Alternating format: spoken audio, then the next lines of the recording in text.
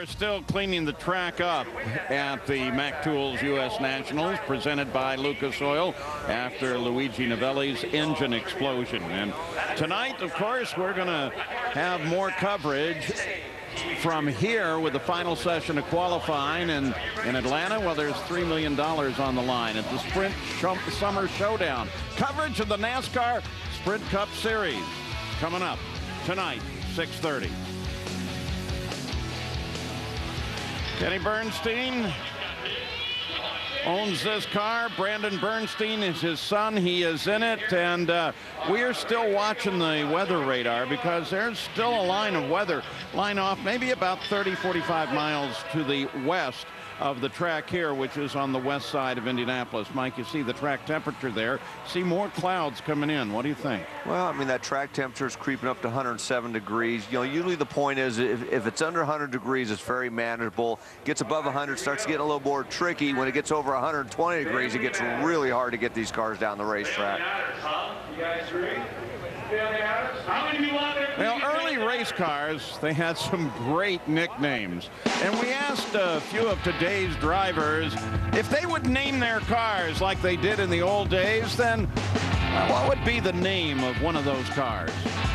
Sometimes I call my car Baby Cakes when it's having a bad day, just to let it know I love it. Everybody knows the nickname for my car if they've been listening. It's Bessie. Old Bessie. And she's a good girl when she's doing good, but I got another name for her when she's doing bad, and that's Bertha.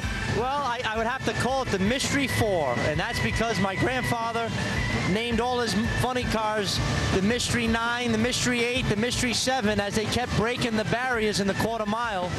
So we got a 4-second machine. Maybe someday it'll be the Mystery 3. I know it'd be female because every time we tell it to do something, it does the opposite. We've named our car, it's called the Instigator. But, you know, back in the heydays, you know, when you had the Mongoose and Prudhomme and all these guys and Garlis and the Swamp Rat, I mean, that was really the prime time of drag racing. I think if I nickname my car, I think I'll call her Jasmine because she's kind of jazzy. She's got that chrome stripe on her. She's black. She's got that dark blue kind of discotheque. And when we go out there, me and her do a mean two-step and salsa down that racetrack. I'm starting to think here lately my last few race cars are male. They're arrogant. They don't want to listen. It's kind of like they're lost and they don't want to ask for directions. Good line, Ronnie. Well, some of the older cars, and boy, there were some great ones with some great names, Mike. Oh, absolutely. It's always a spectacle to come to the U.S. Nationals and most national events, but especially the U.S. Nationals with all these old-time cars. It's just a great spectacle to come out and see all of them. Yeah, all of these beauties on display here at the U.S. Nationals. We'll be back. Top Fuel qualifying in just a moment.